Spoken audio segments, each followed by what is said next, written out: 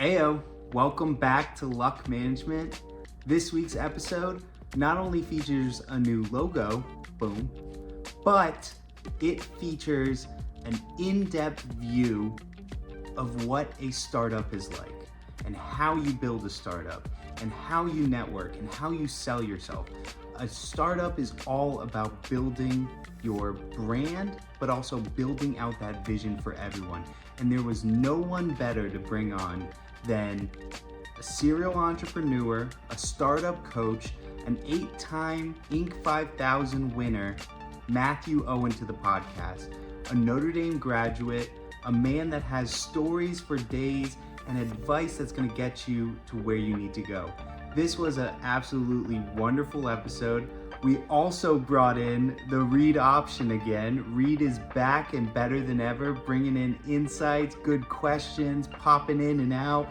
You'll see it throughout the episode, but I am so proud of this episode, and it is such a great start if you're thinking about starting a business, but you're also just looking to figure out what you want to be and how you want to do it and how you network with people. So, as always, this episode is brought to you by CharmND. Get your piece of CharmND, get your piece of Notre Dame. All right, booyah!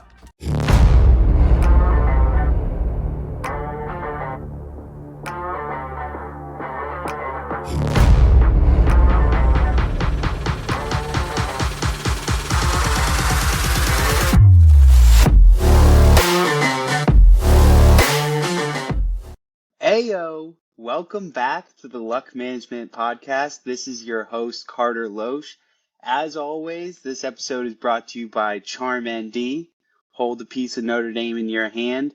And today's special edition of the Luck Management Podcast, we have on a guest that I've been communicating with a little bit of these last couple months, and I think that this episode is going to be fantastic for all the luckies out there.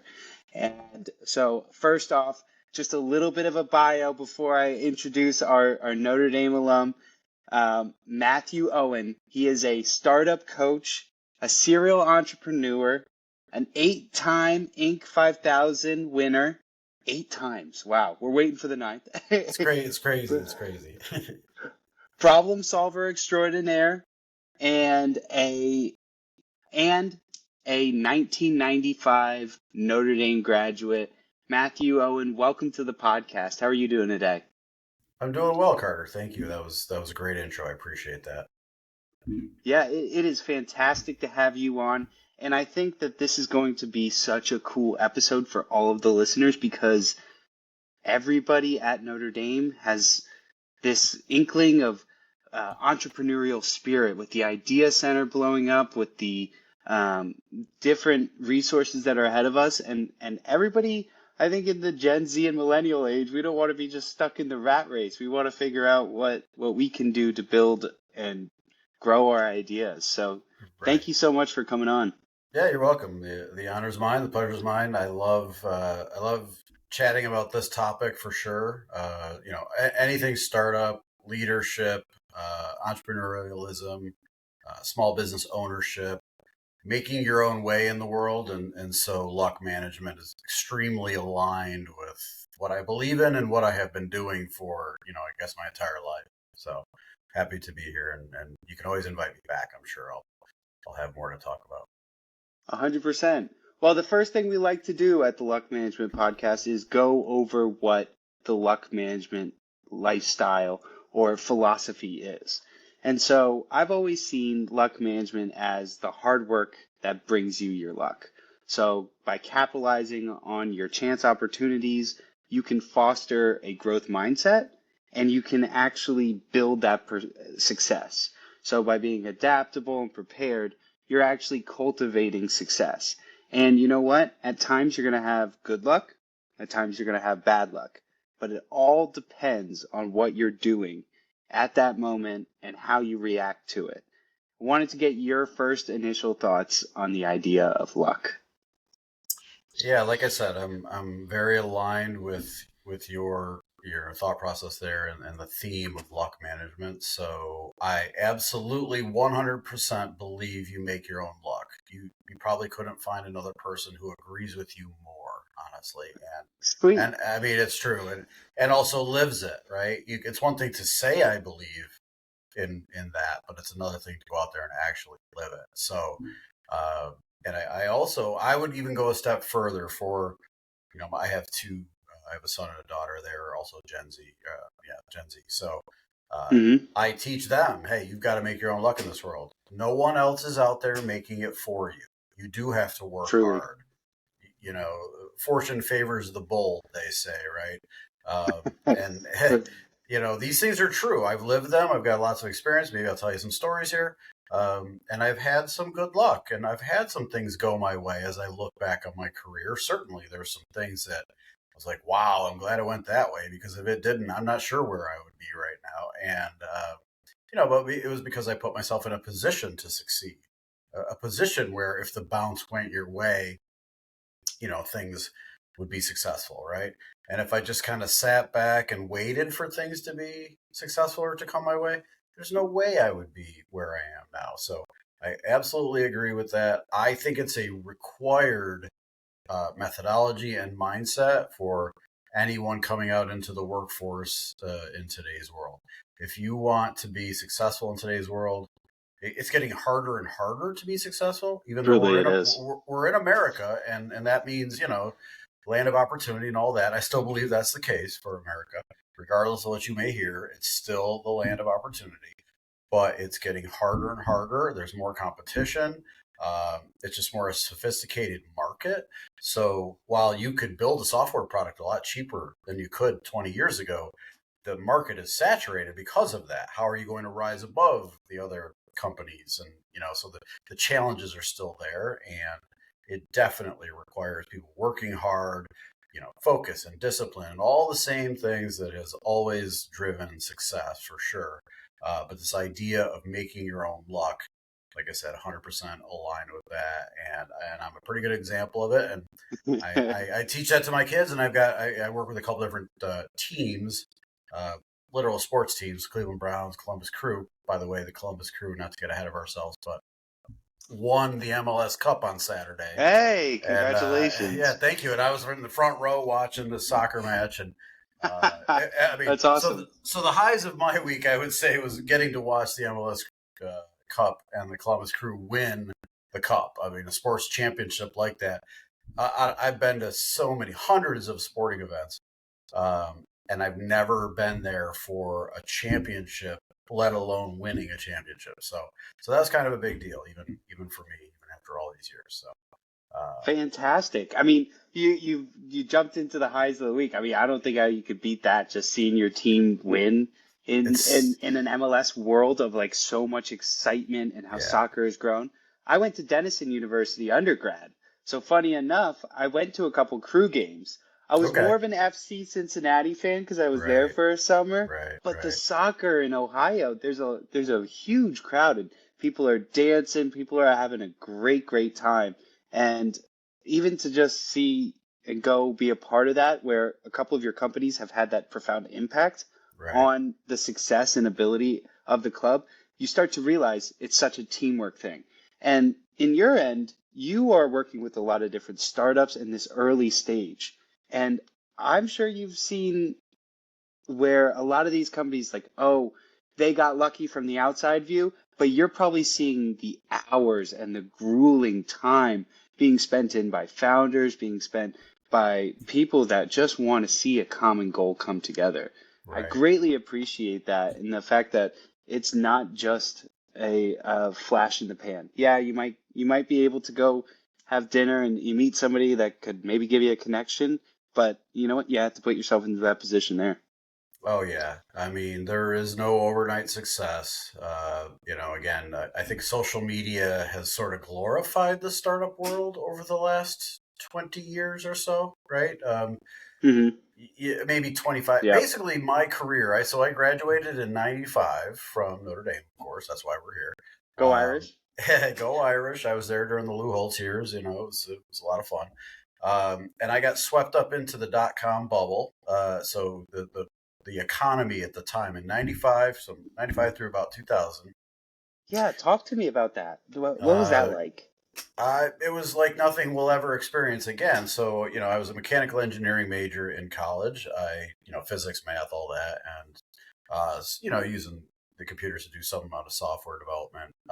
And I liked software. So when I came out of college Okay. in '95, I wanted to get into technology of some kind. So I just took Totally. whatever job I could get coming out of college just to get myself into the industry. And here's a good example of making your own luck. I mean, I walked around with a newspaper and all the want ads and, people advertising for programmers. And I was just like, all right, here's an address. And I drove over to it and I hand them a resume. And I was in Atlanta, by the way, at this time. This is Atlanta was Oh, having very the cool. Olympics in '96. So I kind of moved down there. I didn't know a soul. I don't really recommend that to anybody, but, recent college grad. Oh, let me go to Atlanta. That sounds cool. That's me in Houston right now. Okay, you're in I know how Houston? it Okay. feels. Yeah. And so, so just pounding the pavement, looking for a job. And, you spend 4 years at Notre Dame and, how do I say this properly? You kind of get like, we're Notre Dame, right? We're world renowned. We've got a reputation.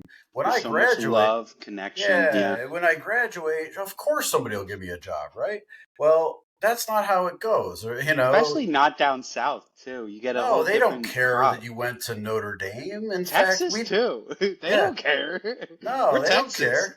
Right. Like, in fact, that's not even a good thing because we don't like you because you beat us in Yeah. football, right? Yeah. Go back up Um, north. yeah, exactly. So that was like a huge slap in the face of reality, right? And so this idea of making your own luck, okay, well, I guess I gotta actually go knock on doors, and that's how I Got to got my grind a first. little bit more. A Yeah. lot of grinding. I've been grinding for years, off and on, and so that's how I got whatever. I got a job in software development, and then the '90s. It went from there. Once you got the first job, and then I got a consulting job. The '90s were just crazy. Companies spending money left and right on Hmm. Y2K and the internet, and all this stuff was new. So about 5 years of just a great ride. I learned a ton. I did consulting for some decent sized companies, and I just learned so much about the technology itself, but being a part of a team and traveling with people and basically being Right. immersed in work. When you travel with I traveled, let's say, Monday through Thursday with a consulting team, and so we're flying together, we're living together, we're working together, we're eating It's all together. I together. mean, Yeah. it is all together. So you really do get to know these people, for better or for worse. I mean, you work with them, whereas in college, if you don't like that person, you could go somewhere else, right?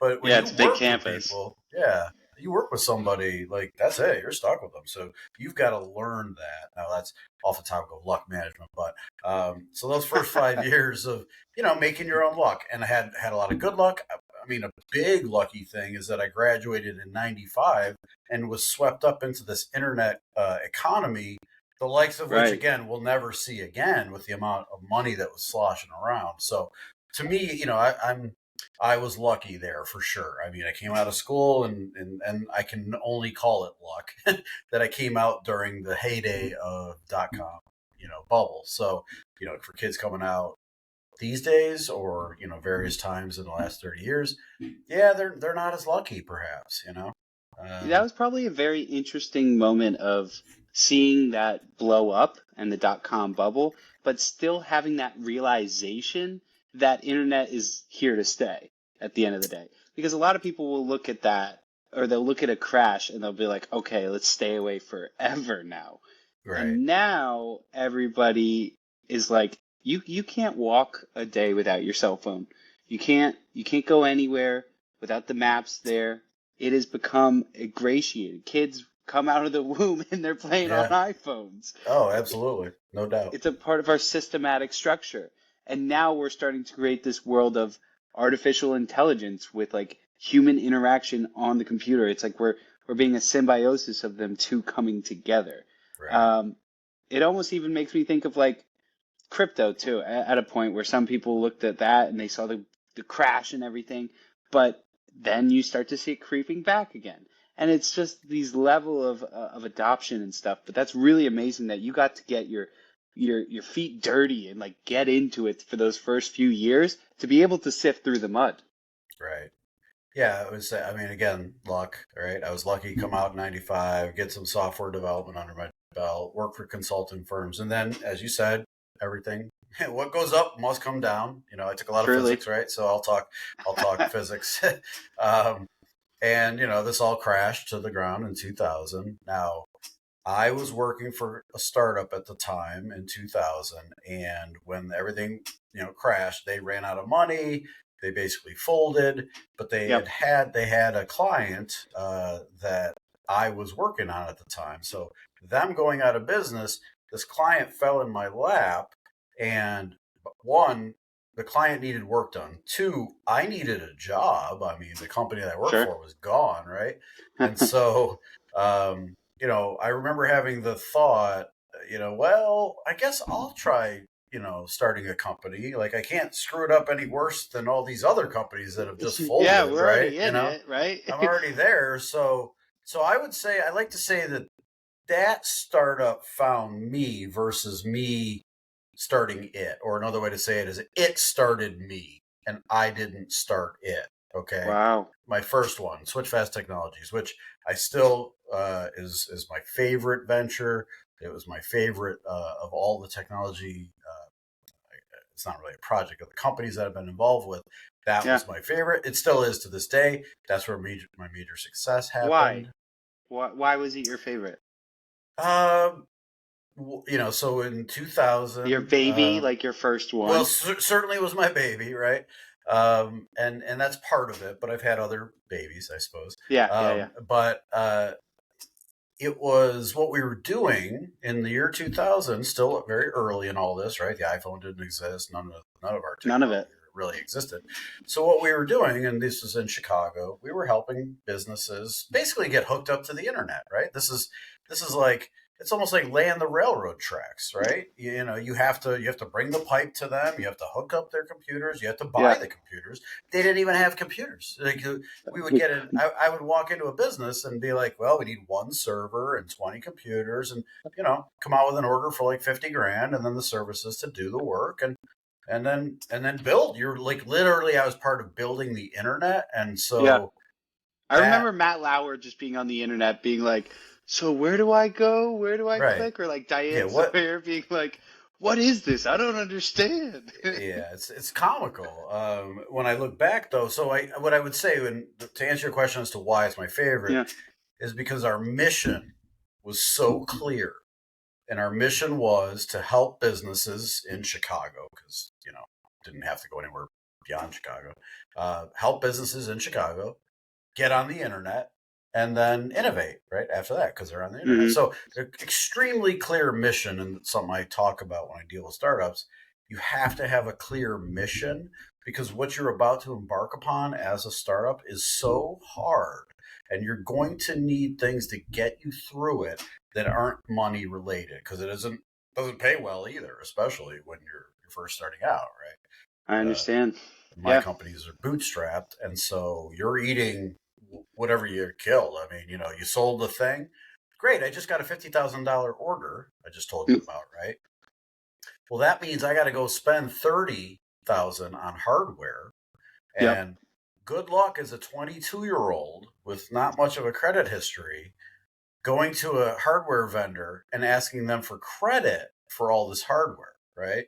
And then you got to go install it, get that project done. Then you got to bill the customer. Then you got to get paid. That could take 90 days, all of that, right? Oh my gosh, accounts receivable is even longer than 90 days. I mean, some people won't even pay. Yeah. Well, I've learned how to manage that over the years, because yes, you'll get jerked around, but I look, I've been very lucky that my customers have always paid. Now you've probably built it off of trust, though, and success. It's not just luck, for sure. Yeah. There's a lot to it. Yes, and again, you make your own luck in the accounts receivable way as well. But again, your mission being clear is extremely important as a startup. If you do not and I'm not talking about what your product is, right? My product, is like computers, right? But our mission is getting you on the internet so that your business can be better and grow, right?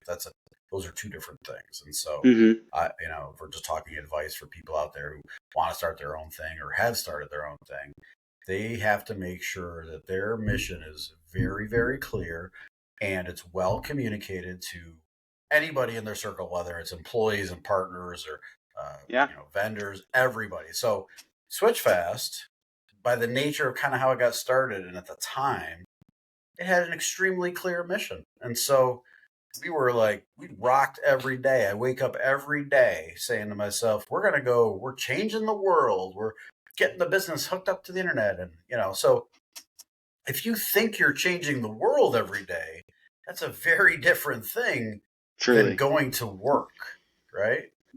And so that's probably why I still look back and say that was my favorite. It's so true. It's your passion projects that bring you the fuel and the ability to go and get up and spend that extra 2 hours that feels like 10 minutes to make Right. something.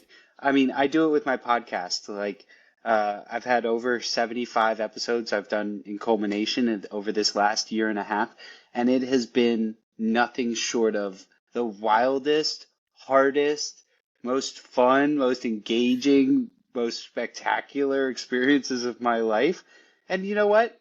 I don't get really like paid for it. I don't do it out of, hey, I have this one sponsorship which is literally a company that I've made called Charm ND, and Right. it's like little trinkets and things like that. But I'm doing it for the love and the ability to communicate and learn about somebody who has worked with startups and seen companies fully succeed.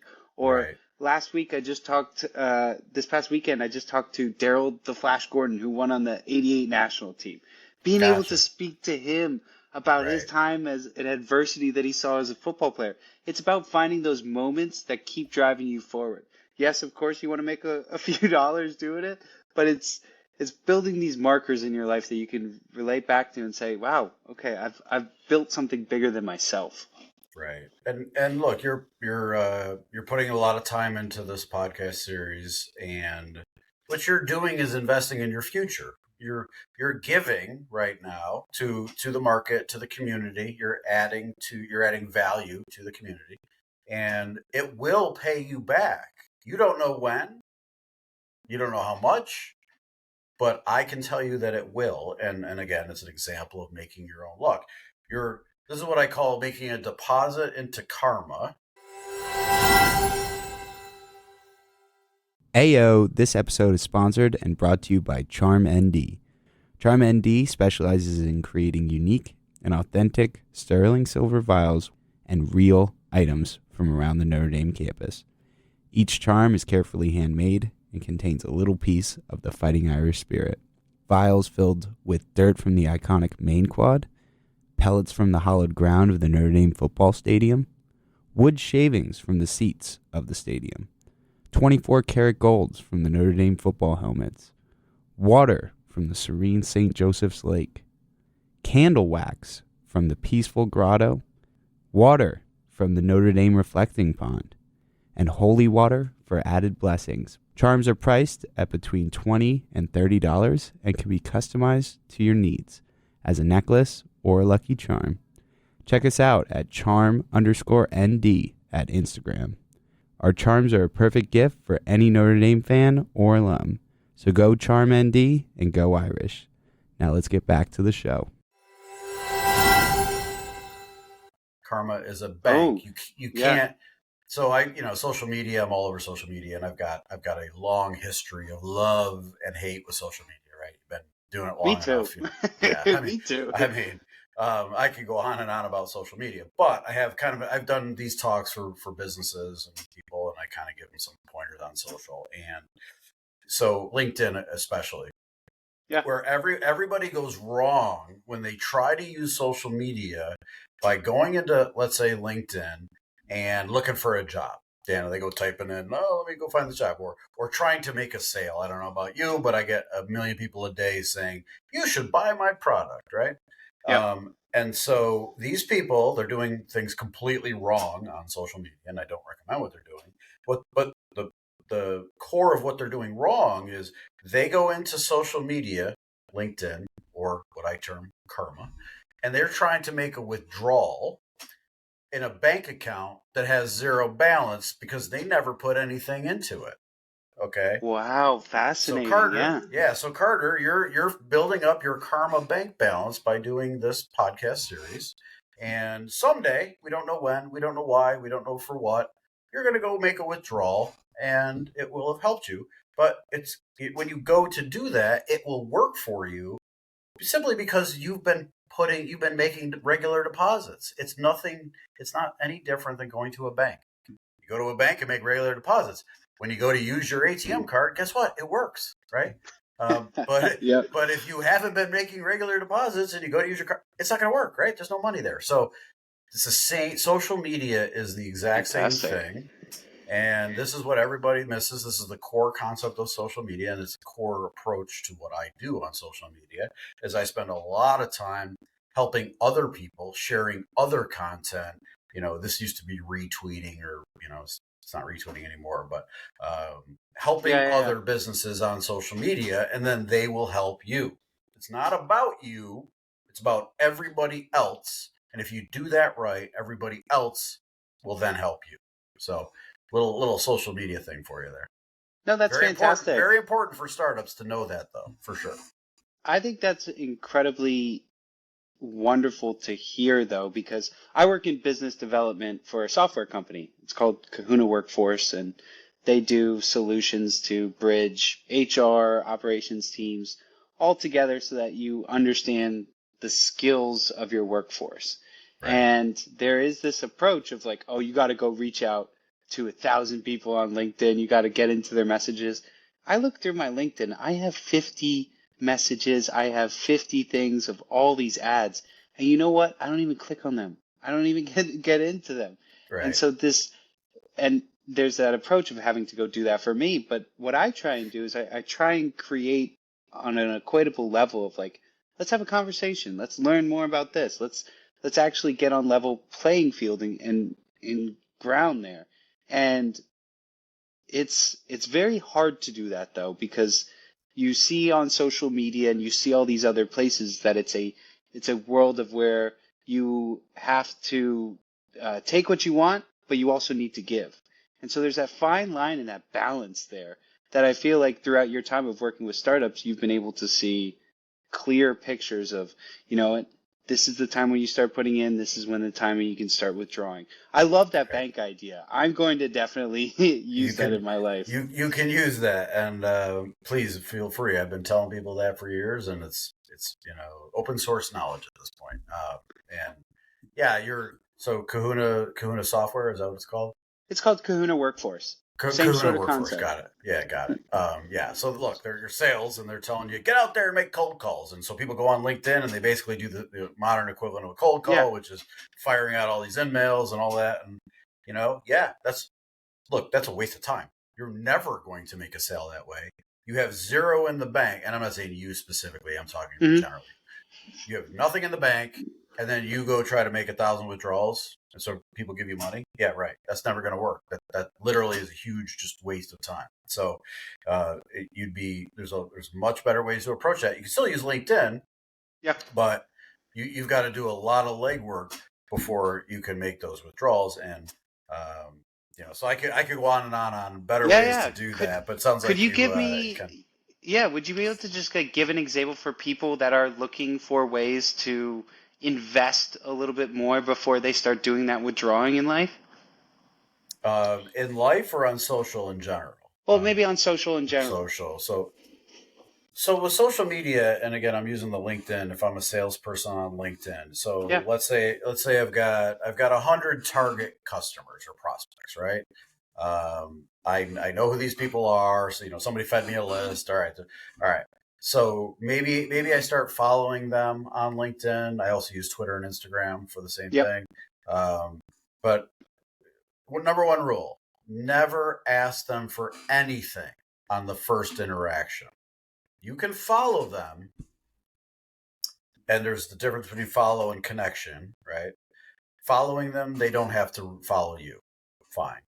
If you connect and they do actually connect with you, they accept that invite, the only thing you could say is maybe thank you for connecting with me. That's it. Now, spend a month following their content, hitting the like button and then commenting like, "Oh, this is amazing," and "Yes, I love this thing," and blah blah blah, right? So they're gonna see your name over and over again as somebody who helped them, somebody who made a deposit into the Bank of Karma by liking their content, and then someday there's going to be this moment where you maybe engaged with their piece of content, you wrote some positive thing, and then maybe they like that, and maybe they reply to it, and then you hit them with a, "Hey, we should have a, we've been connected for 2 months now. Maybe we should just understand what each other does, right?" And then they're like, "Oh, that sounds great, Carter. You've been liking my stuff for 2 months. Of course, I'll meet with you, right?" Now you're a warm intro, not cold, right? And then you meet with them. You do the normal networking thing where you explain what you do and they explain what they do, and maybe there's synergy and maybe there's not. But you can repeat that process over and over and over again by following somebody, liking their content, engaging with their content. Basically, it's a drip campaign strategy, and then waiting for the moment when it's appropriate to ask to have a meet and greet. And then when you get on that meet and greet, you can't just pitch them. It's not just like, "Hey, are you going to buy my stuff?" No, that's not the reason I got on this call, right? It's educating them about what it is you do so that it sticks in their head. They are not your target customer, even though they're on your target list. I get it. But they are now a referrer of targets for you because now they really understand what you do, and you spent all this time helping them, liking their content is funny. And now they're like, "Well, gee, I got to help Carter." So the next time somebody mentions HR software, guess who I'm going to say? "Oh, you got to meet this Carter guy. Yeah, that's what he does," right? Now, and it looks 100%. it looks coincidental if you do it right, which is exactly what you want it to be, organic and almost coincidental. Right. But that stuff works over and over and over again. So that's it. That's the secret to success on social media. I use LinkedIn, but the thing about LinkedIn is everybody knows you're there to do business, right? So I prefer, and it's fine, you got to use LinkedIn, but also hop over to Instagram and find these same people on Instagram and connect with them in a completely different way. Yep, right? it's a different world of communication. Well, it's personal. Yeah. So another approach, I just told you about the LinkedIn one, is that, okay, I'm looking for people for, the Kahuna workforce software. And guess what? On Instagram, or this used to be Twitter is where I really perfected this, but I found a bunch of Notre Dame people. I followed the Notre Dame Luck Management podcast, and look at all these people that are in business that follow this podcast, right? Yep. And they love Notre Dame. So, that's an easy intro, just like this, right? But you used common interests and personality to get to these people versus just banging your head against the wall. I got a wall back here, and that represents that represents LinkedIn, where you just bang your head against the wall trying to get through to people. Instagram is an end around that wall. So I highly recommend that you use both of them in your sales approach for sure. Full scale. Yeah, going full circle. And Right. I think there is that quick, hey, I got to hit him with this, and then I got to hit him again and hit him again. You know what? People get tired of all the blows, and they don't want to have to deal with that, or they just say, "Leave me alone." That's not what you're trying to do. You're trying to cultivate those relationships. But I think that is an issue with some of millennials or this younger age, is that we expect or we want to have a action be done like that. We expect it to be done like that because we've been able to have that technology at our fingertips like that.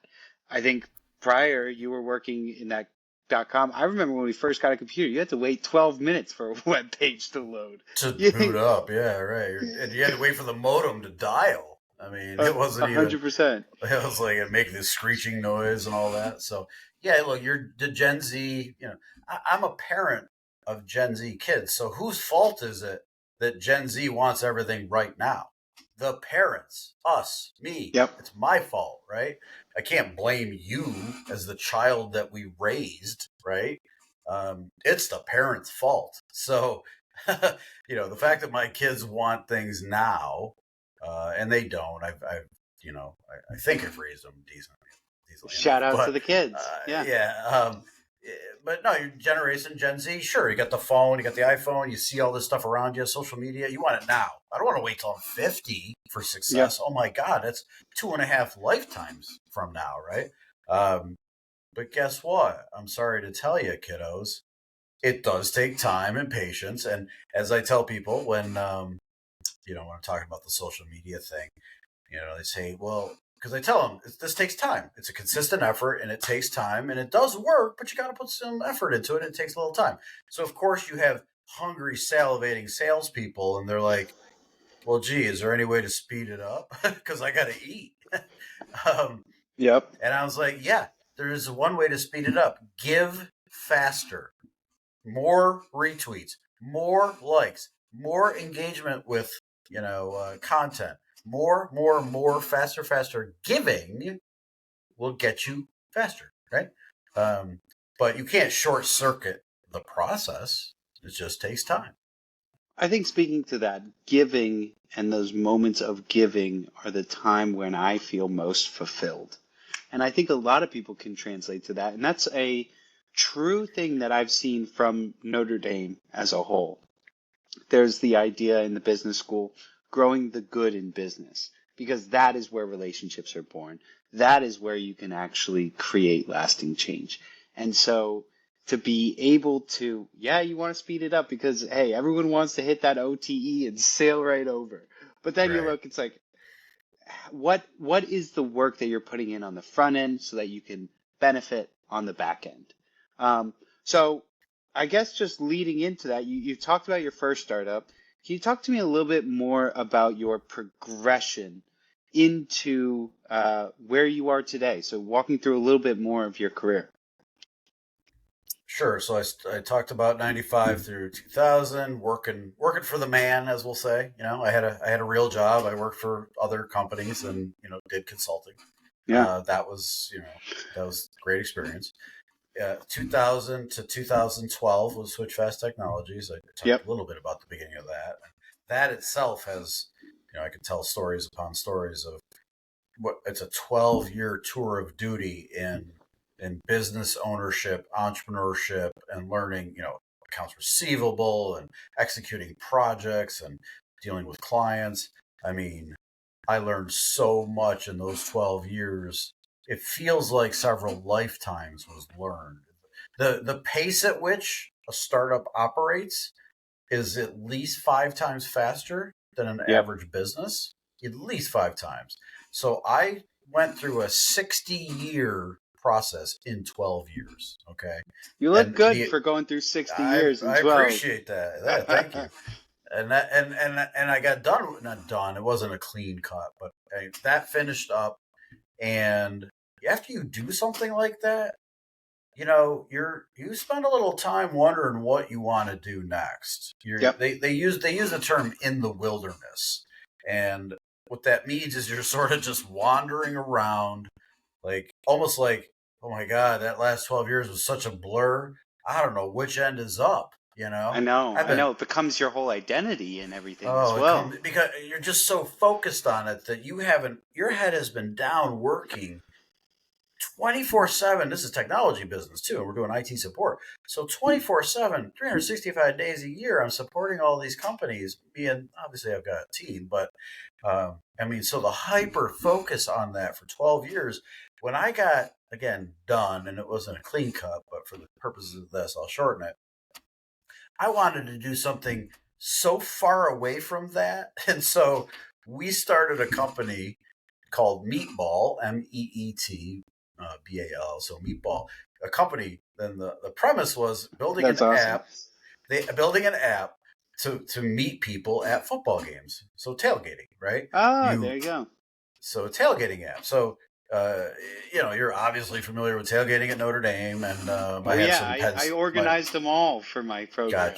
Gotcha. So Penn State is most of my family went to Penn State, so I've got Notre Dame, Penn State, and Awesome. at Penn State has these huge tailgate lots, and it's hard to find people and all that. So the idea was bucket list to go to a whiteout game at Penn State. That is I can my take care of ultimate that. goal.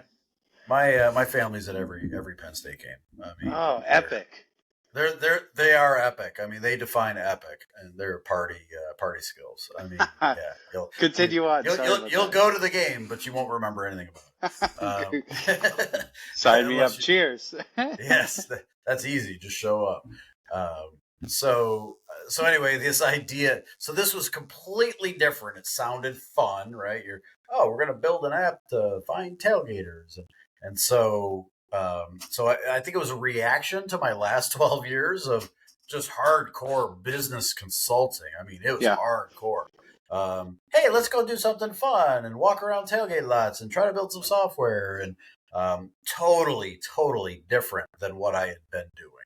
And that, I like a new challenge. So now that was hard in many ways, harder than the previous role, because building a product, as I learned, is not a straightforward line, and that's a totally different animal than building a services company. Completely. And so, the first company was bootstrapped, second company we raised some investment dollars, so now you're beholden to shareholders, which it is. Yeah, can you talk to me a little bit about reletting control, because these are businesses that you created and that you built, and being willing and able to give away or give up control.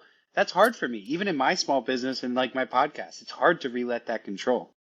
It's extremely difficult. And, I retained control, even though, we sold shares to investors. But what it did was it would turn you into a politician. So let's say you had 10 investors. They each gave you $100,000, you raised $1 million, something like that. Now, I'm still in control, right? We have a quick interruption. We have my roommate from Notre Dame coming in, Reed. He has a special segment called the Reed Option. Reed, how's it going? How's it going, Reed? Good. How are you guys doing? Doing all right. Good to see you, Reed. Good episode so far? Yeah, it's been great so far.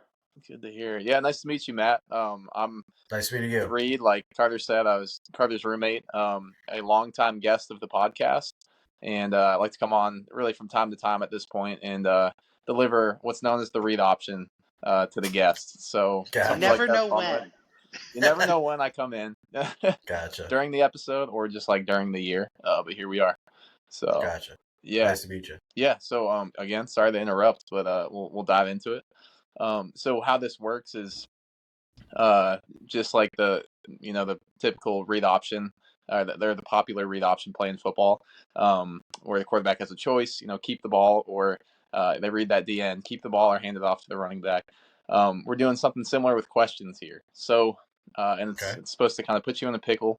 So I'm going to present a question to you, and then you can answer that question. That's supposed to be kind of difficult, kind of something to wrestle with, if so.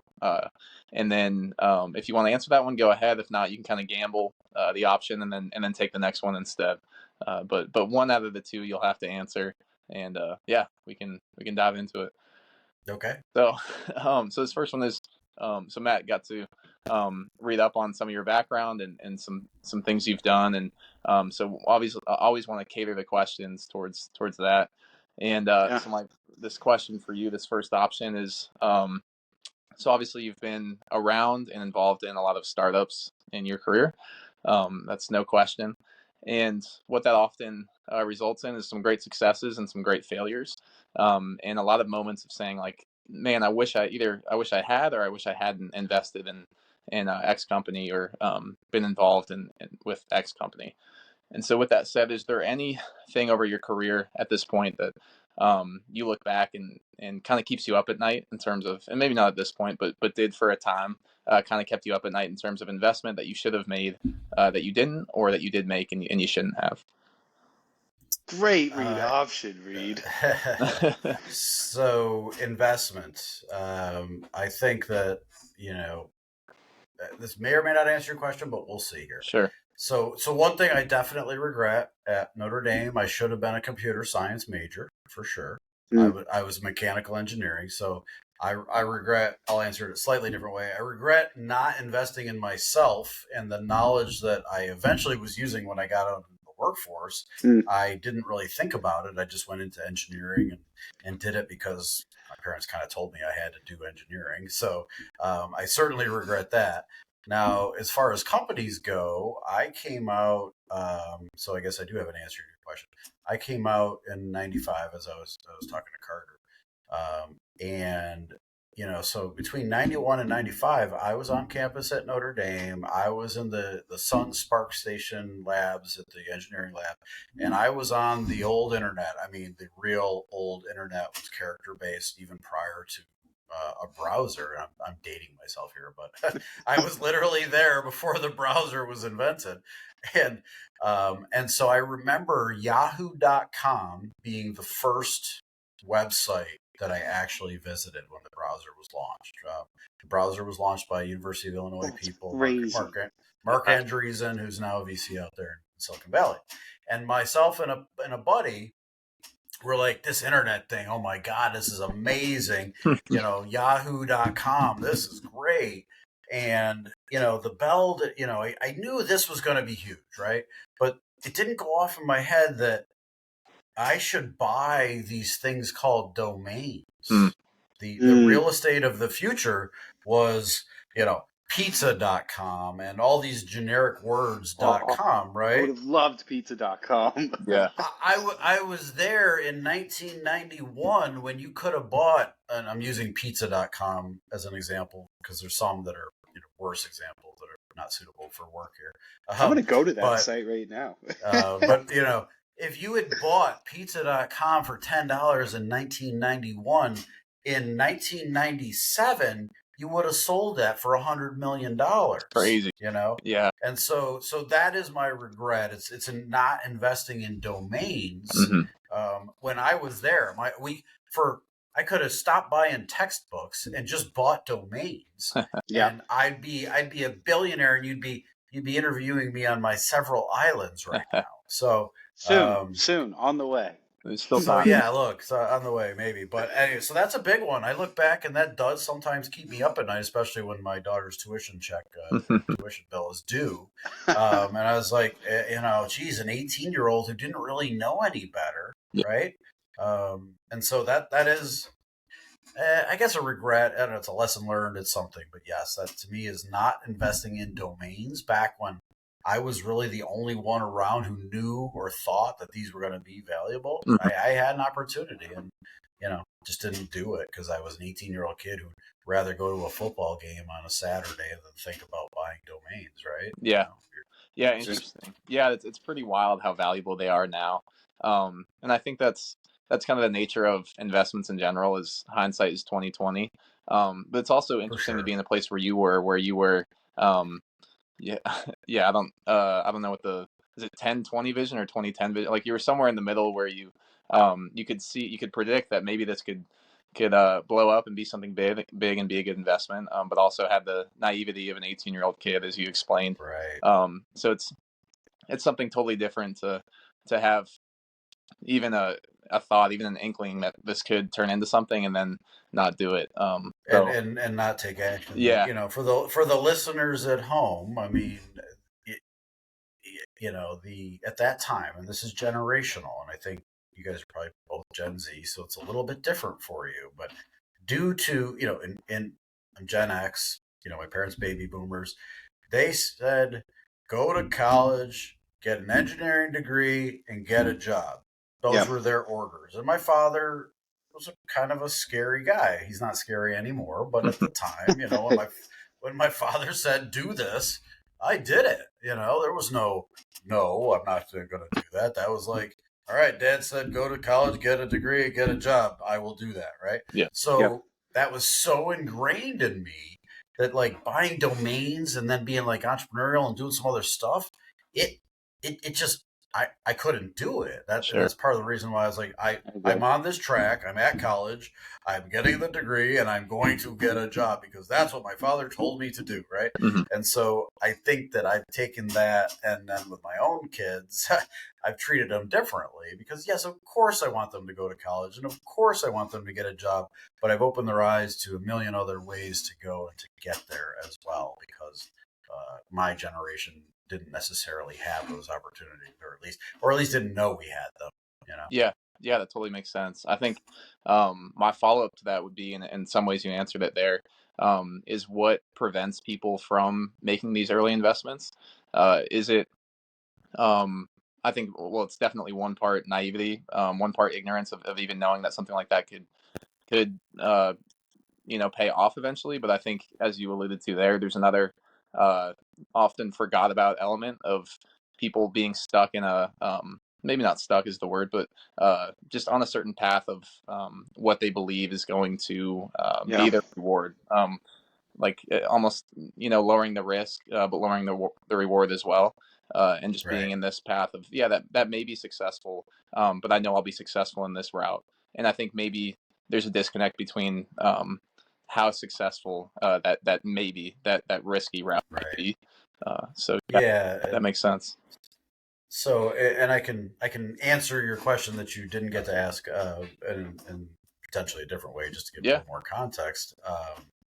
I think that my background, I came from a working class family. I was in a small town, great parents, but I grew up low to middle class.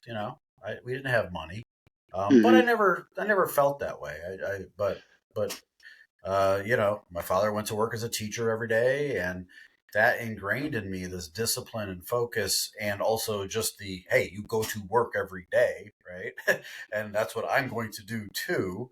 Totally. And so it puts you on that track. And also what I didn't have, and what I hope my kids are different about, is I didn't have that basis of, let's call it what it is, wealth in the family that allowed you to take a risk. Mm-hmm. A lot of the people that you see today in the market, when you trace their story, somebody, Mark Zuckerberg invents Facebook. Well, Mark Zuckerberg, he came from a decently wealthy family, and so I'm not jealous of him, and I'm not downplaying his accomplishments, but he did have some privilege that allowed him to take some risk when he was at Harvard and drop out of Harvard to go do this thing that, my father would have murdered me, if I said, I'm out. Dad, I'm going to drop out of Notre Dame because I bought these domains. Don't do that.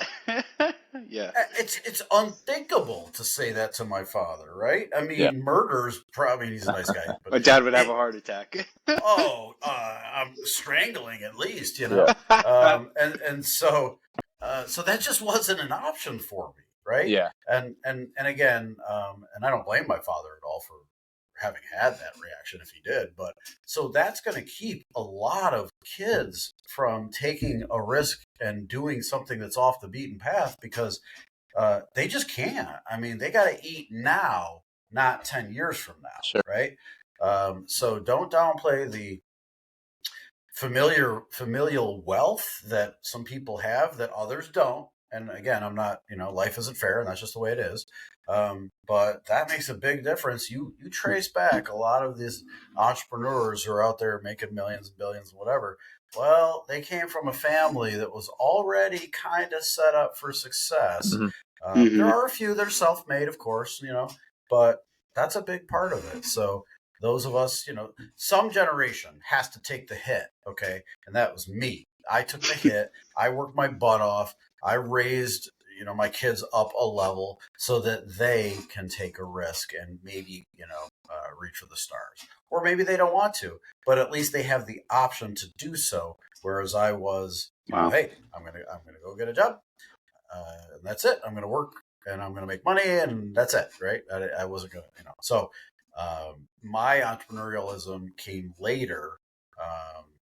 Once, honestly, it took a cataclysmic.com bubble bursting and Y2K crash and all that, that as I told Carter, the company started me. I didn't start it because of the circumstances that happened. And I do think it's, it's in line with this idea of luck management.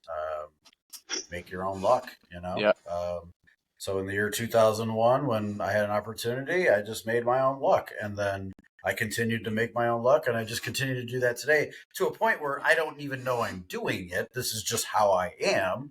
And to be perfectly honest, you guys and everybody else in your generation, they better do it too, because there's nobody out there that's going to make the luck for you. Mm. Nobody cares other than your parents and maybe your pals. Yeah. That's it. No one's coming to help you. No one's coming to save you. You need to be self-sufficient. It's on you. And that may be a little scary, but that's when people really shine, is when they have to, when there's, there's no going back, right? There's no realism. You can't retrace your steps for sure. So you must go forward. So hopefully that answers your question. It does for sure. It's loved being able to ask that question from someone in your experience, because it's just something it's always been interesting to me. And part of it is my age and not being at the point where I've experienced those failures and successes to the same extent. But just the concept of looking back at something that seems so obvious, like why didn't people do this? Why didn't they put more money into this? Why didn't they buy XYZ? But that's another, I think, a forgotten component that you touched on there for sure. Something I didn't think of, which is, there's an element of not like that's not even on the forefront of your mind. The risk, Right. any type of risk like that, out of necessity can't be on the forefront of your mind. And I think therefore there's almost a snowball effect of the less you can take risk. I think there's some correlation between risk and innovation. And so it's cool to think through, in some senses, our older generations, because they put their nose to the grindstone and worked and tried.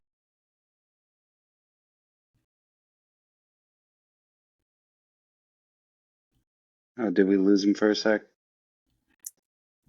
Yeah, he's still there. Seems like some bandwidth issues, but yeah, chill and hang out and wait for him to come back. No, he'll probably make his way back. In the middle of a wonderful point, right? Right. Like and bringing, then, yes. Oh yeah. Wait for next week. Right. Well, we'll go to commercial break now. Yeah. Well, on that end, though, that is a very interesting and really cool concept, which thank you, Reed. Love you, bro. He's heard me talk about luck management for the last year and a half of my life, so he gets it. But the whole concept of the expectation of still getting a job and doing that. I really like how you said you've been able to put in that work, or you were that generation. I think my parents were, and I think that Reed and I'm 27, so I'm in a little bit of a different bracket than some people that are just coming out undergrad, where there was still a little bit of this internet thing is really exciting, but it's not really a career path, or it's a thing you're going to go do. So I do see that there each year it becomes more and more like, is going to university the most necessary thing to spend $200,000 on, and then you go out into the working world? Can you get an education from $10,000 into YouTube, like if you really want to figure things out? But it's very interesting how the world of technology, and you've ultimately seen this, has branched out a whole new world of what work means now. Right. Yeah, I mean, on the topic of college, which is very much top of mind for me because my daughter is a freshman at High Point University. Shout out to High Point in North Carolina. My family lives in Charlotte, so I knew some people that went to High Point and everything. Gotcha. So my favorite university is University of Notre Dame. My second favorite is High Point University. Sweet. And there's actually some similarities of culture and entrepreneurship between the two, which is kind of interesting. Beautiful school. It is a gorgeous school as well, and so I was drawn to it because they're very aligned with this idea of luck management as well. Like this podcast theme would play well at High Point. So, do I think that college is still valuable? Absolutely, for sure. Do I recommend going into debt, or at least a lot of debt? No, of course not. I think there's a hey Reed, he's back. I got better connection now. Yeah, sorry, I work remotely. And we're back from the commercial break. Yeah, right. Yeah. Could be something new. Who knows? Yeah, sure. Why not? That was sponsored by Toyota. This is the Reed option. This is Reed if you haven't met him yet. Run it back. Yeah, like it never happened. Yeah, sorry, I work from home and I was dealing with this all day, so apologies. But No yeah, worries. no real further thoughts or questions. I appreciate your time, and yeah, it's I guess to put on cap on that, it's great to hear some other perspectives on the older generation. Why didn't they do X, Y, Z? Why didn't they invest in this or that? That seems so obvious now. So yeah, that it makes a lot of sense, and Yeah. I appreciate your insights. Yeah, you're welcome. If you want me to just finish off the thought there, absolutely. I mean, the older generation, which I understand I'm part of, but of course I'm calling my parents the older generation. Those Cyclical. people. We have sacrificed so that your generation can be better, so that your generation can take the risk. I'm not here for myself. I'm here for my kids. That's part of you guys. I don't think have kids yet, right? Not yet. Carter, anything happened over the last few months? He's trying. No news. No news. Sure. Yeah. We'll keep trying. Nothing on the hand. But once you have kids, you realize, okay, your mission is not about you anymore. It's about them and taking care of them and launching them into the world and all of that. So, we don't really regret the steps that we took to get to where we are. If it allows my children to have better opportunities going forward, that's all. Definitely. So I'm okay with that. And like I said, I want them to be as successful as they want to be. And they're standing on the shoulders of the people that came before them. That's us, and that's okay. That's totally fine. So, hopefully they do learn from me and they do take some risk, or if they don't, that's okay. But again, they had that option. I also think that your generation, one of the advantages you do have is you're in a world where it's not so binary. You can have a side gig, right? You can start a technology company while you're working for somebody else. Mm-hmm. I didn't really have that option. It was either you work for yourself or work for the man, or you work for yourself. There was no doing both, right? There wasn't the technology tools. There wasn't all of this stuff available where you could kind of do it cheaply on the side after hours. You couldn't work from home. There was no internet pipe at home, right? Mm-hmm. So I'd say the advantage that your generation does have is what I say again, it's not binary. You can have a side gig while having a mobility full-time job. And our economy and our cost of living almost requires it.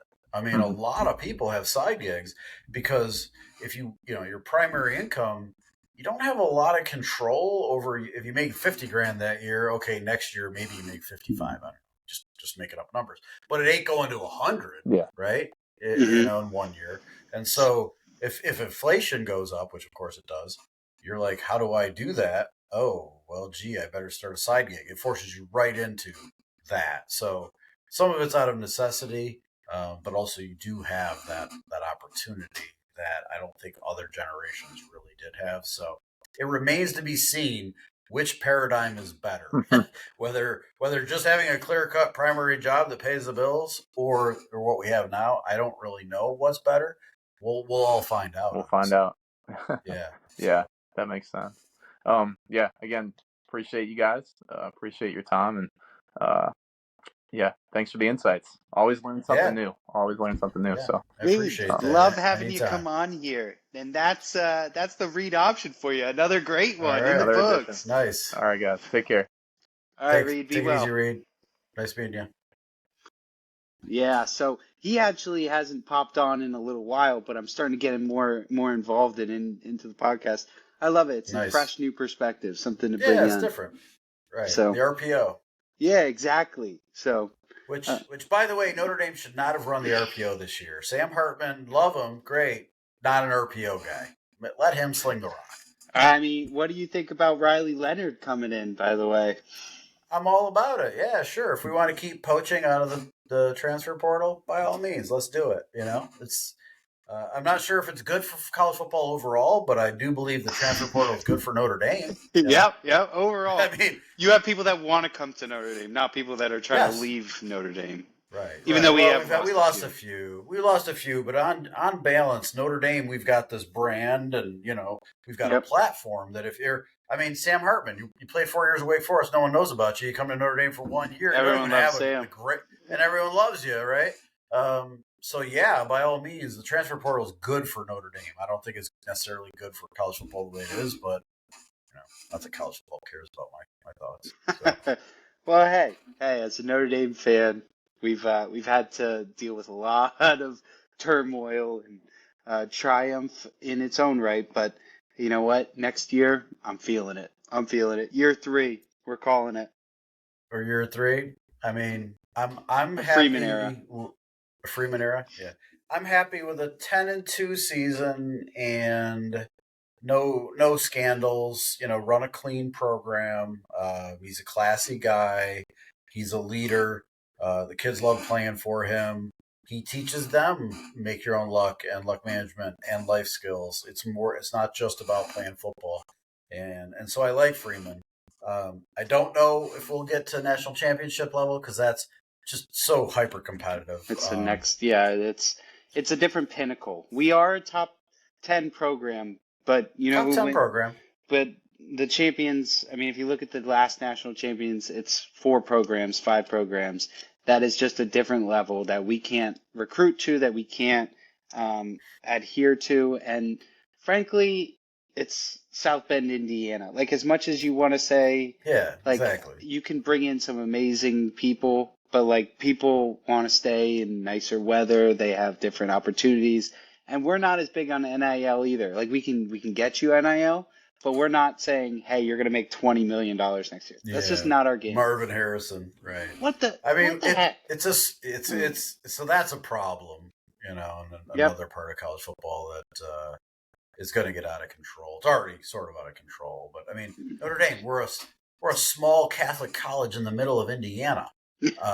We're doing pretty well for what we got. doing all right, yeah. When you compare yourself to like Alabama or Ohio State, that are just machines with 10 times the enrollment that we have, the fact that we're even on the same field as them, playing a reasonably competitive game, is a testament to what Notre Dame has done. And if you know the story of how Notre Dame became independent or why we stay independent, yeah, it's a pretty inspiring story. And we've earned the right to be independent. Talk about a place that has made its own luck. And the reason that we're the Fighting Irish is because no conference wanted us back in the 50s. Mm-hmm. And so we were forced to barnstorm around the country and play for all these different, in front of all these fans, and build our own brand. And so Notre Dame was extremely successful at doing that.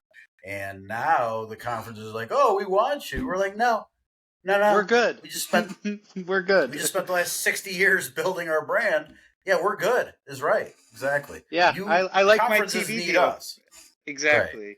I mean, the ACC is floundering in a time of alignment right now, and all they can do is hold on to us dearly as these other schools are getting just flop status. So, wow. No, I think you and I share a lot of the same sentiment. I am proud of it. I love where we are. I think that the college football playoff was even built for us in a way, but we need to keep capitalizing on it. There is a different type of swagger or like feel around this program with new guys coming in, with trying to change the offense and not being in that Brian Kelly. I don't blame Brian Kelly, though. Like, he did all that he could do for what he could do and what the program would give him. But with new athletic directors coming in, I think we're in a solid spot now. So, yeah, this program is far better than it had ever been since I graduated. I mean, really, since I graduated in '95, Notre Dame has been somewhat up and down, a pretty mediocre program. I know. Brian Kelly, brought us back from that brink, but he didn't win the big one, and so, I was at Notre Dame when we won the big games. We beat Florida State at home, 1 versus 2, and I was there. You were at the game? And, I was at the game, and I was at the game the next week that we lost to BC, which I haven't lived down since, and I'm still salty. I'm extremely salty about that. With good reason. I understood. Yes, with good reason, is for sure. But since then, our team has been up and down, and really not all that exciting. And then Kelly did kind of bring it back.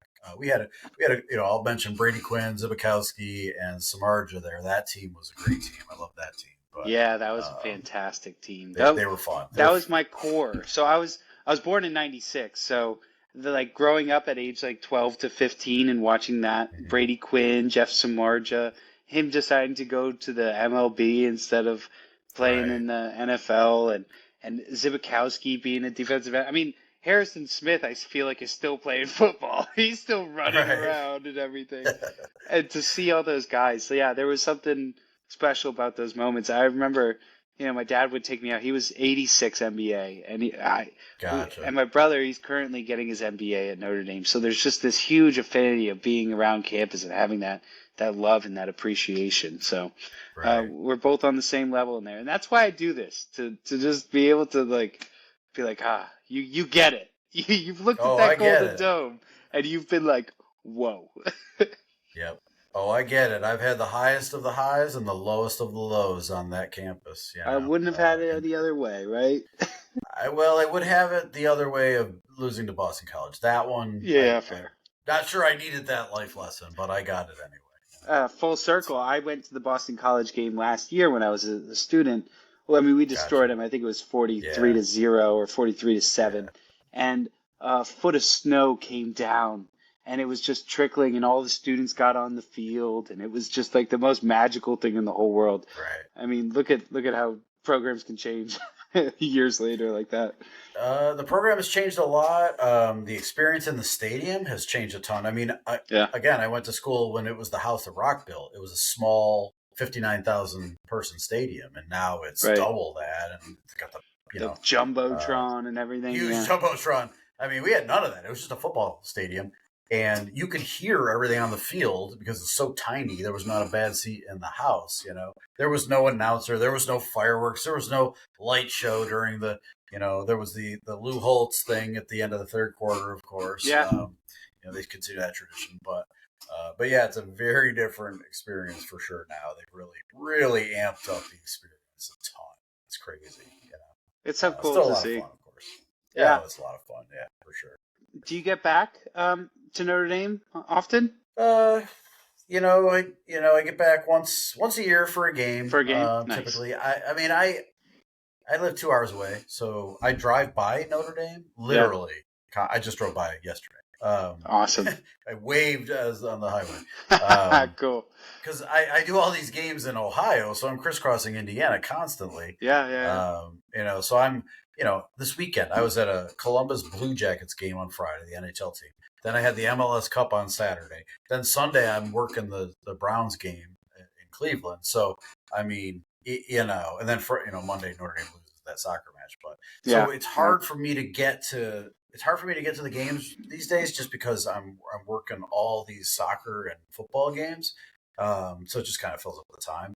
Now, last year I worked the Cleveland Browns Christmas Eve game, and there was this huge blizzard that hit Northeast Ohio and up into New York and all that. Well, I mean, huge blizzard, shut down the highways, and so I get done with the game. This is Christmas Eve, 4:00 in Christmas Eve, and I wanted to get home to Chicago. So I drove west on side roads and all that for 7-8 hours, and I only got to South Bend in that time from Cleveland. And it was going to be another 4 hours to get home. And it's like 11 o'clock. So I stopped in South Bend and I stayed on campus at the Morris Inn for Christmas Eve this past year. Oh, cool. And which was a really, really cool experience. I was the only person on the campus. I mean, there was nobody else there. Really? I've never been. Nobody. 0 people. I mean, there was the person who checked me into the hotel. All students are gone, All students are gone. All faculty is gone. All administration is gone. All the landscapers are gone. Nobody is there. The football team is done, right? Yeah. And so being on campus on Christmas Eve, freshly fallen snow, not a sound, not another human. Magical. In 10 square miles. And so I walked around at midnight. So when Christmas hit, right, I did this midnight hike. And I went down to the grotto. I walked over to the library, to the dome, to the stadium by myself. And I had all this warm weather gear, cold weather gear because I had just worked the game. So I I had a ski mask. And I had a You Santa know how hat to and all dress that. in the Midwest. I do. But so it was fine. But I was like, man, I could sell tickets to this experience. This Matt's midnight hike on the campus of Notre Dame on Christmas Eve. People would kill for that experience. It was Right. amazing. And then staying at the Morris Inn, which is a beautiful hotel right there on campus. So it's like, geez, I might do that again. Just for fun because. So that was. I've been on campus since then. I haven't been to a game this year, but I've walked on campus. So that was last year, Christmas. And Cool. so I get there once a year for sure. I always try to get back, walk around, say hello. I made a contact with somebody, I believe in the is it the Idea Center. So I may go there and start to do some, speaking to students. Oh, you should. Classes, You should. I think it's the so. best. It's one of the best kept secrets on campus, and it should be awarded and shown to everybody. So I call my listeners the luckies. Like all you luckies out there, you need to go to the Idea Center because that's where you're able to collaborate with people like Matt, with people that are building out ideas that you can get funding. Like they have McCloskey Venture Ideas. They have these other partnerships that you can do. And that's kind of how I started this Charm ND that I have, like actual real pieces from Notre Dame. I was in the innovation lab, like mocking up keychains and necklaces and all these pieces. So if you have an idea, utilize it. You didn't have anything like that when you were in school. And not even close. Right. No, we had crusty old physics labs. And they certainly weren't telling me to come up with the latest idea. They were like, do the measurements of the thing or whatever. This is physics. F equals MA, So, to see what Notre Dame is doing now is just incredible. I mean, the changes in the campus physically, none of that south part of the campus, the Idea Center, whatever those shops are called, that didn't exist. Eddie Street and everything. Oh, my gosh. Eddie Street? Oh, Eddie Street was kind of a ghetto at that time. It was like, don't go there at night. Don't even go there during the day. And now it's just so tremendously different. So Notre Dame has changed so much. Obviously it retains its core charm, but it's expanded greatly. The opportunities for students are amazing. The students themselves, I think, are more amazing than they, you know what I mean? I think smarter the level, the average student at Notre Dame now is just better than the average student when I went there. I probably couldn't get in now, I know. I can't wait to say that to my kids in the future. I couldn't get in now. Somehow, it's true. My daughter is amazing, and we didn't even try to apply to Notre Dame because I was like, the competition is just so incredible. You know what? We're going to go to a different, just a different, better fit for her down at High Point. But my family's philosophy is you go undergrad somewhere and then you go to grad school at Notre Dame. That's how we did it. Hey, that works. That works for sure. I just when I was in high school, that's when Notre Dame, they won the championship there in '88. The Rockets return kicks, and and that was obviously like, oh, that looks like an amazing place to go to school, and of course it's a great university. So how could you not, right? If you could get in, how could you not? For sure. And back then, my freshman year tuition was $17,000. That's a bargain. Yeah. For a Notre Dame education, that is a bargain. Sign me up, right? Yeah, sign me up. That's lower than the state school in-state tuition. So, now obviously it's a lot more, just like all private universities. But I was kind of the last generation of insanely good deal to go to Notre Dame. Just insane. So, going back to your question about should you get $10,000 in a YouTube education? Well, for me, I didn't have to do that. First of all, I couldn't. There was no YouTube. But second, I didn't have to. College tuition was reasonable. It brought you on your way. Now that calculation's different now. Yeah. Well, just to get into a few of these questions, and what I'm figuring out is that we're gonna have to have another episode here in the future. Yeah, sure. You know me. I can talk forever. Well, I could literally do like a 24-hour episode easily. Hey, when I I get on will have to my drink some water.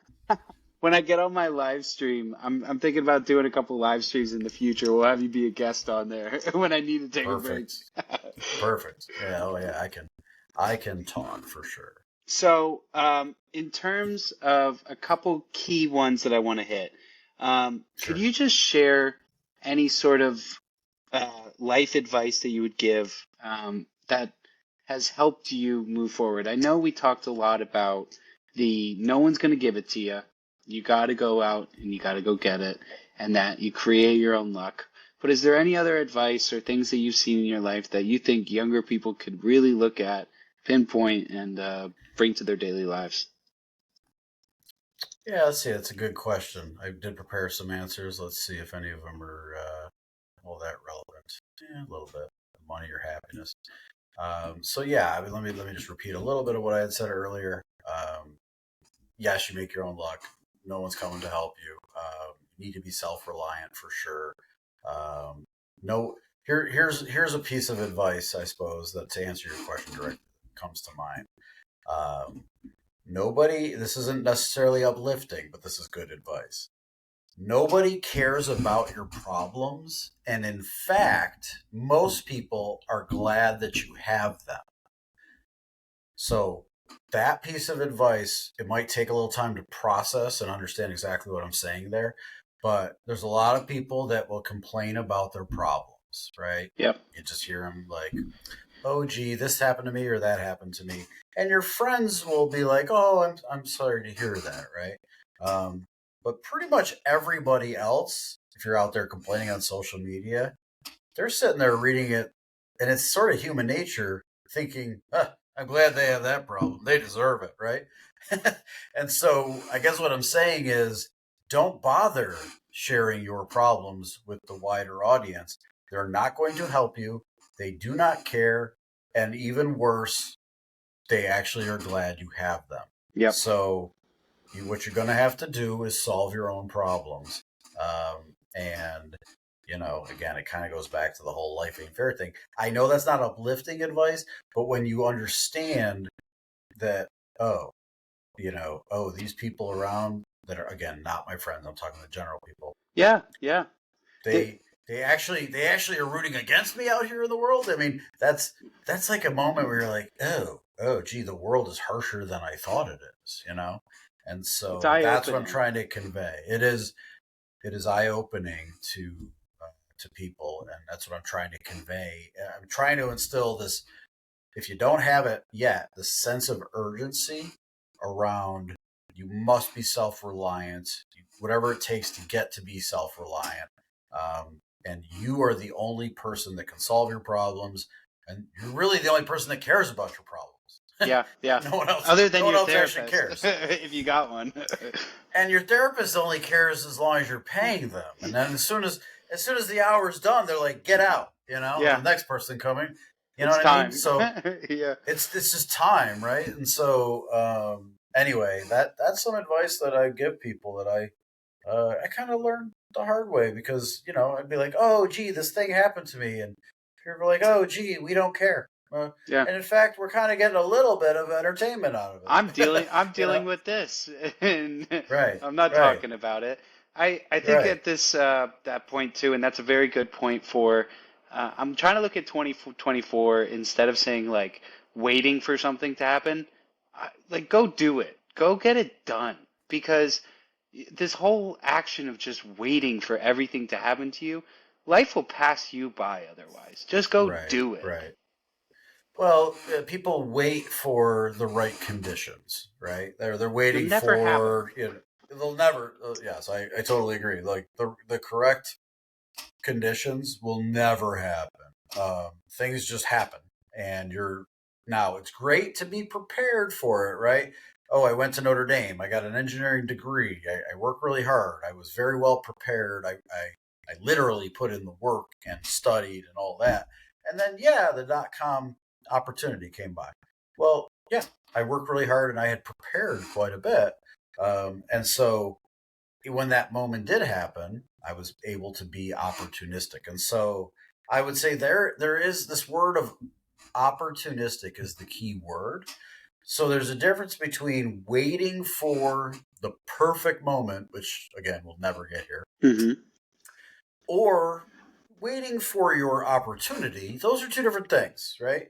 I'm preparing myself for a moment in which I can strike and hit that opportunity. Now, that Yes. Yeah. does happen, right?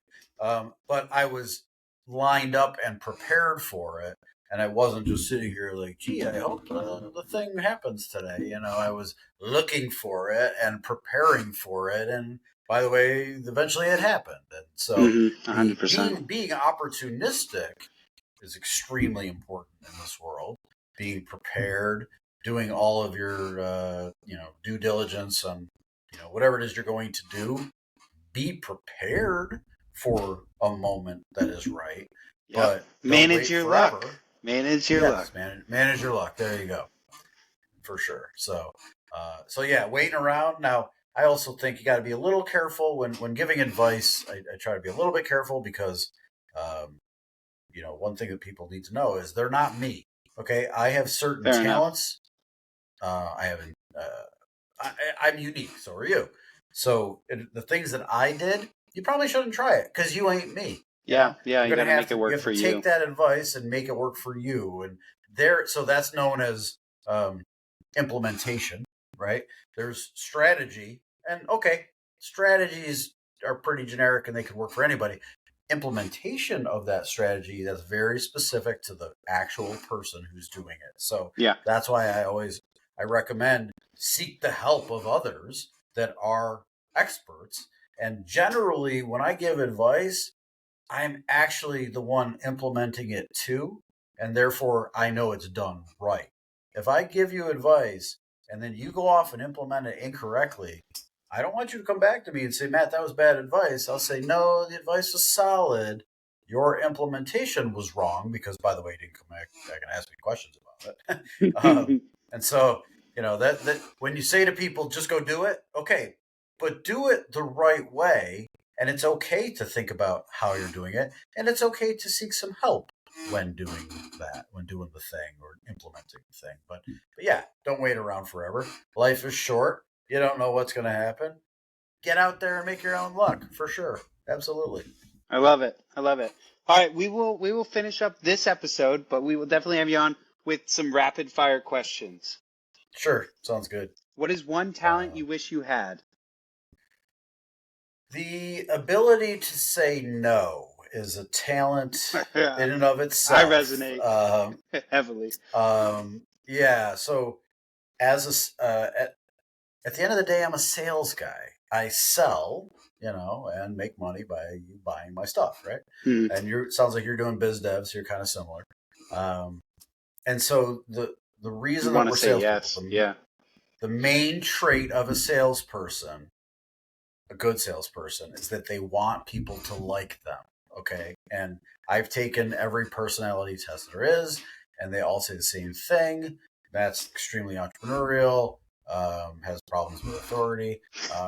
But Hand up. it is extremely pegging the needle on the need to be liked. Now, that makes me an extremely good salesperson. It makes it a challenge to be an entrepreneur because being an entrepreneur, being a business person, you got to say no to people on a regular basis. You have to collect bills from people and you kind of got to be harsh with them. And I find that difficult. And so that is a talent that I just don't have it. To be like sort of this badass bad guy, say no, that's just not me. And so I've had to work around that in my career.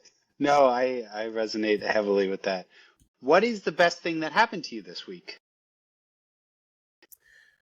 Well, the best thing that happened to me, I did mention the MLS Cup there, the Columbus Crew, and being able to attend that. I mean, that's probably the highlight of my past 7 days is the ability to see to amazing just be there sports and participate in that. Is just kind of, now, did it happen to me or did I make it happen? And that may be like I can do an entire episode on just the story of how it came to be that I was sitting in that stadium.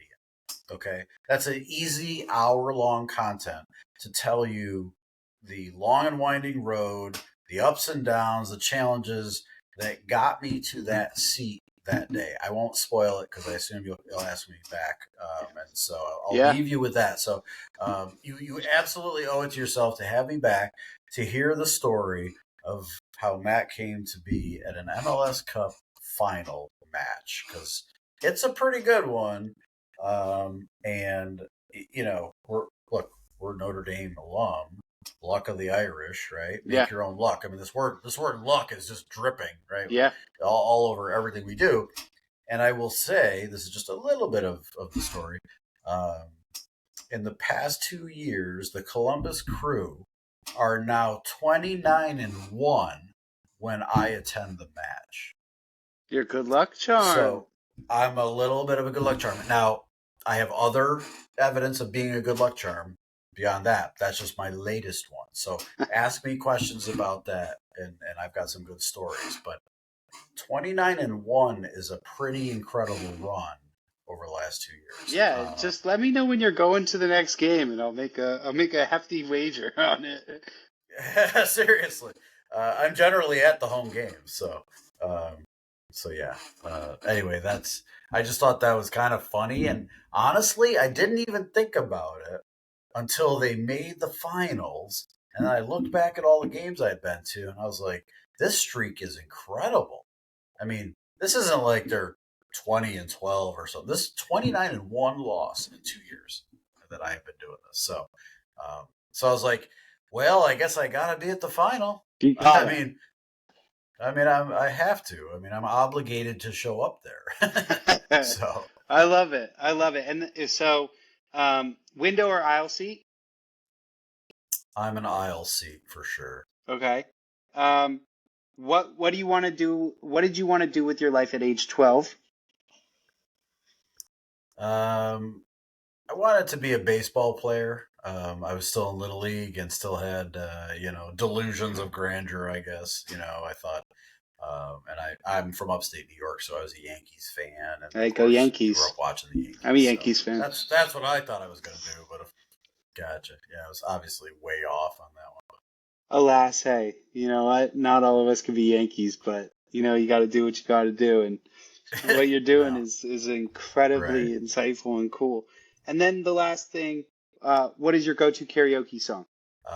Copacabana by Barry Manilow, and I'm almost embarrassed to admit that, but I just admitted it, so it's too late now. No, at Thanksgiving, I was with my family at Thanksgiving, and we were playing.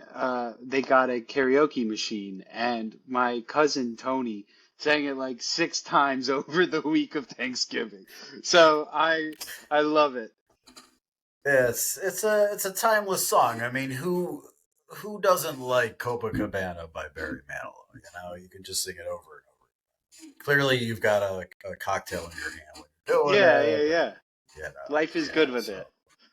Yeah, exactly. You'll forget your problems for a few minutes anyway. Right. That and Jimmy Buffett. Well, okay. Well, that is the Luck Management Podcast. So, Matthew, thank you so much for coming on and being a guest here.